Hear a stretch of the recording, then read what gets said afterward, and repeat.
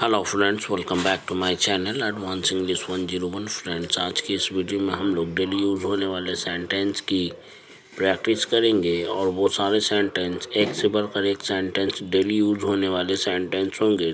तो प्लीज़ इस वीडियो के अंत तक ज़रूर बने रहें।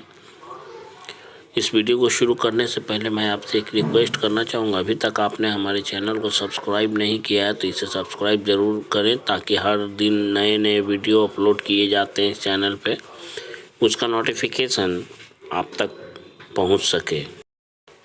तो चलिए शुरू करते हैं आज का ये वीडियो। हमारा पहला सेंटेंस है, ज़्यादा ऑयली फूड खाने से बचें क्योंकि यह स्वास्थ्य के लिए हानिकारक होता है, इससे दिल की बीमारियां होती हैं। इसके लिए हम लोग रेफरेंस फ्रॉम का यूज़ करेंगे। अगर आपको स्ट्रक्चर इसका मालूम नहीं है तो वीडियो चैनल के प्लेलिस्ट पर जाकर देखें। Reference from eating much oily food because it is harmful for health and it causes heart diseases. पानी बर्बाद करने से बचें, यह हमारे लिए बहुमूल्य स्रोतों में से एक है। इसका उपयोग ना होने पर नल को बंद कर दें, पानी का संरक्षण करें। Refrain from wasting water. It is one of the precious resources for us. Turn off the tap when it is not in use. Conserve water.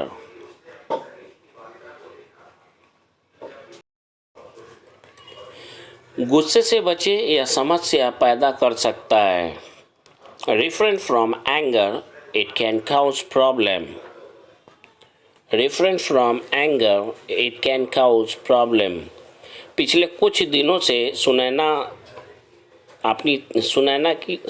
अपनी तबीयत कुछ अच्छी महसूस नहीं कर रही है। उसे सिर में चक्कर और पेट में दर्द रहने लगा है। उसे दवा खाने और आराम करने की ज़रूरत है। For the last few days Sunaina has been feeling unwell. She has begun to feel giddiness and stomach ache. She needs to take medicine and to take rest. The next one is, पिछले कुछ दिनों से उत्तर भारत के कुछ क्षेत्रों में मौसम काफ़ी ठंडा हो गया है। उत्तर भारत के कई क्षेत्रों में बर्फबारी भी हो रही है। लोग गर्म कपड़े पहन रहे हैं और अपने अपने घर के अंदर रह रहे हैं। लास्ट वाले सेंटेंस में एक अलग आपको स्ट्रक्चर सीखने को मिलेगा, अपने अपने घर में, अपने अपने गांव में, अपने अपने शहर में। इसके लिए हम लोग रेस्पेक्टिव वर्ड का यूज़ करते हैं, ध्यान रखेंगे। रेस्पेक्टिव का यूज़ करेंगे हम लोग। तो इसके लिए हम लोग कहेंगे, for the last few days many areas of north India the weather has been very cold even there is snow falling in many areas of north India. People are wearing warm clothes and they are staying at their respective homes. The next sentence is, यह तो कहने की ज़रूरत नहीं है कि interview के लिए वहाँ आपको समय पर पहुँचना चाहिए। It goes without saying that you should arrive there on time for the interview. यह तो कहने की ज़रूरत नहीं है कि कामयाबी के या सफलता के हर क्षेत्र में शिक्षा अहम भूमिका अदा करती है। इस सेंटेंस को बोलने के लिए हम लोग कहेंगे, it goes without saying that education plays a vital role in all walk of success. In all walk of success का मतलब होता है सफलता के हर क्षेत्र में। यह तो कहने की ज़रूरत नहीं है कि हमें ज़रूरतमंदों की मदद करनी चाहिए। इसके लिए हम लोग कहेंगे, it goes without saying that we must help the poor. करनी ही चाहिए, मतलब कहने का सेंस ये है कि ज़रूर करना चाहिए। सेंस को समझने की भी कोशिश करेंगे आप लोग। तुम ज़रूरत से ज़्यादा बोलने लगे हो। You have started speaking more than enough. You have started speaking more than enough. हमारे क्षेत्र में कच्ची सड़क होने की वजह से हर दिन हमें जल जमाव की समस्या का सामना करना पड़ता है। Every day we have to face water logging or water seepage problem because of being unmetalled road.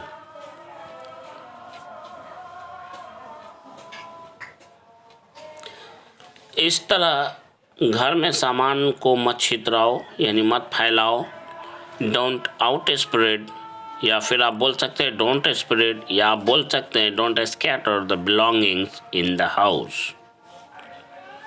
अब बेकार की बातों में यहाँ वक्त बर्बाद करने से कोई फ़ायदा नहीं। बेकार की बातों के लिए हम लोग यूजलेस टॉक्स का भी यूज़ करते हैं, लेकिन आज एक नया वर्ड सीखेंगे। Now there is no use of wasting time in futile talks to us here. बेकार में आप बात को बढ़ाने की कोशिश कर रहे हैं, जबकि हम सभी इस बात को अच्छी तरह से जानते हैं कि बात बढ़ाने से कोई फ़ायदा नहीं है, इसलिए इस बात को यहीं ख़त्म कर दें।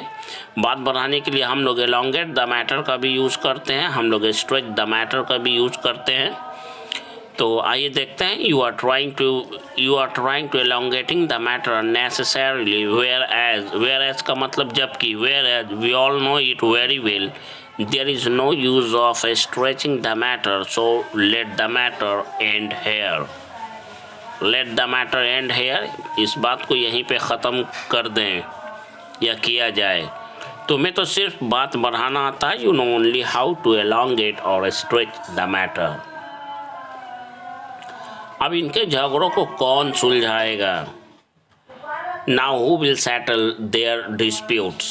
सेटल समवंस डिस्प्यूट का मतलब होता है किसी का झगड़ा सुलझाना। सीधे सीधे कहूँ तो अगर आपको धारा प्रवाह अंग्रेजी बोलना सीखना है तो आपको मेहनत करना ही पड़ेगा। जब तक प्रैक्टिस नहीं करेंगे अंग्रेजी तो दूर की बात है, आप कोई भी भाषा नहीं सीख सकते हैं। यहाँ पे आप देखेंगे कोई काम करना ही पड़ेगा, इसके लिए हम लोग एक और नया स्ट्रक्चर सीखेंगे। गॉट टू प्लस वर्ब की फर्स्ट फॉर्म के साथ बोलेंगे। To cut a long story short, you will have got to work hard if you want to speak English fluently. Unless you practice, you can't learn any other language, let alone English. Let alone English मतलब English तो दूर की बात है। जब भी हमें अपनी बात पर जोर देते हुए कोई बात बोलना हो, करना ही पड़ेगा, जाना ही पड़ेगा, इसके लिए गॉट टू प्लस वर्ब की फर्स्ट फॉर्म का यूज़ करते हैं। ध्यान रखेंगे ये एडवांस स्ट्रक्चर्स में से एक है। नेक्स्ट सेंटेंस इज, सच कहूँ तो उसका रहन सहन मुझे बिल्कुल भी या ज़रा भी पसंद नहीं है। To be honest I don't like his way of living whatsoever. सच कहूँ तो मुझे गाँव में रहना बिल्कुल पसंद नहीं, क्योंकि ग्रामीण क्षेत्रों में सुविधाओं की बहुत कमी होती है। To be honest I don't want to live in the village because there is a great scarcity of facilities in rural areas. Great scarcity of something, इसका मतलब होता है किसी चीज़ की बहुत ज़्यादा कमी होना। वो कैप्स को भी साथ साथ आप लोग ध्यान से सुनते चलें, नोट करते चलें। मुझे लगता है किसी ने तुम पर जादू टोना कर दिया है। मुझे लगता है यानी मैं ऐसा सोचता हूँ, इसके लिए हम लोग कहेंगे I think someone has cast an evil eye on you. मुझे लगता है तुम्हें किसी झाड़ फूक करने वाले के पास जाना चाहिए, यानी ओझा के पास जाना चाहिए। I think you should go to any exerciser. वह मेरी नज़रों में अच्छा है। He is in good books of mine। यह बात मैं अच्छी तरह से जानता हूँ कि वह आपकी नज़रों में अच्छा क्यों है, क्योंकि आप उसे दिलो जान से प्यार करते हैं। इस सेंटेंस को बोलने के लिए हम लोग कहेंगे I know it very well why he is in good books of yours because you love him by heart and soul. By heart and soul का मतलब होता है दिलो जान से। हो न हो उसी ने इस काम को किया होगा। बिलीव और नॉट मतलब मानो या ना मानो, he must have done this work, उसी ने इस काम को किया होगा। मेरा तुमसे दिल कभी नहीं भर सकता। I can never get enough of you. Get enough of का मतलब होता है दिल भरना। बड़े तो बड़े यानी कि बड़ों की बात तो दूर या बड़ों की बात तो छोड़ो, सेंस को समझिएगा। लेट अलोन पर बनने वाला सेंटेंस, बड़े तो बड़े तुम तो किसी से भी बात करने का लायक नहीं हो, क्योंकि तुम्हें तो किसी के साथ भी तमीज़ से बात करना आता ही नहीं है। You don't deserve to talk to anyone, let alone elders, because you don't know how to talk with manner to anyone. तुमसे बात करना सरासर समय की बर्बादी है. Talking to you is sheer waste of time. Sheer waste of time का मतलब सरासर समय की बर्बादी. हालांकि मैं सौतेला बेटा हूँ, इसके लिए हम लोग दो या ऑल दो का यूज़ करेंगे. हालांकि मैं सौतेला बेटा हूँ, फिर भी मेरी सौतेली माँ मुझे सगे बेटे से भी बढ़कर प्यार करती है. Although I am a stepson, yet my mother loves me beyond her own son, या फिर loves me more than her own son. अगर तुम पढ़ाई मन लगाकर नहीं करोगे तो तुम्हारे माता पिता के सपनों का क्या होगा. If you don't study attentively, या फिर अटेंटिवली की जगह पे होल हार्टेडली का भी यूज़ कर सकते हैं. If you don't study wholeheartedly, what will become of your parents dreams.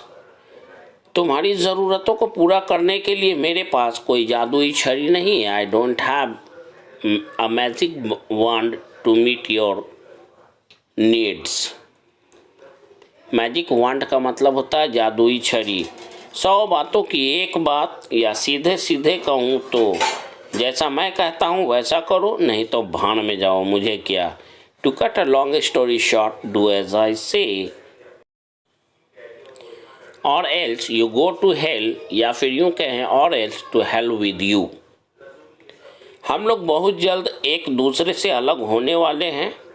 We are going to get separated very soon from one another. One another यहाँ पे एक से अधिक लोग, दो से अधिक लोगों के बीच की बात कही जा रही है, इसलिए वन अनदर का यूज हुआ. ध्यान रखेंगे, दो लोगों के लिए वन ईच अदर, और दो से अधिक लोगों के लिए कोई बात हो तो उसके लिए बीच की इंग्लिश के लिए हम लोग वन अनदर का यूज़ करते हैं.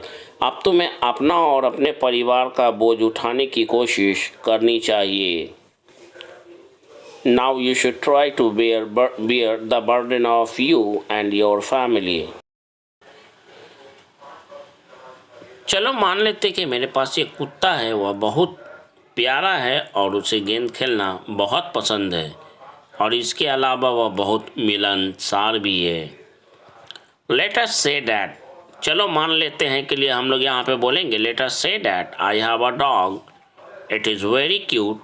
It loves to play with the ball, and apart from this it is very friendly. चलो मान लेते हैं कि मैं बाज़ार जा रहा हूँ, उससे तुम्हें क्या. Let us say that I am going to market. So what to you. तो तुम्हें क्या. सो व्हाट टू यू, तो तुम्हें क्या. मैं इस जगह से परिचित हूँ. I am familiar with this place, या I am aware of this place. क्या तुम इस नई तकनीक से परिचित हो. Are you familiar with this new technology, या फिर are you aware of this new technology. क्या आप इस खेल के नियम से परिचित हैं. Are you familiar with the rules of this game, या फिर यूँ कहें are you. Next sentence is चोरी के शक में, या चोरी के शक पर पुलिस ने मेरे एक दोस्त को गिरफ्तार किया और उसे पूछताछ के लिए पुलिस स्टेशन ले जाया गया यानी पैसिव वॉइस में बनेगा. ये पास्ट इंडेफिनिट का सेंटेंस है और ये पैसिव वॉइस में बनेगा. On suspicion of theft, the police arrested one of my friends and he was taken to police station for questioning. यह नई तकनीक मेरे लिए नई बात है. मैंने इसके बारे में पहले नहीं सुना था और मुझे इसे समझने में थोड़ा समय लगेगा. This new technology is new to me. I had never heard of it before. And now it will take me some time to understand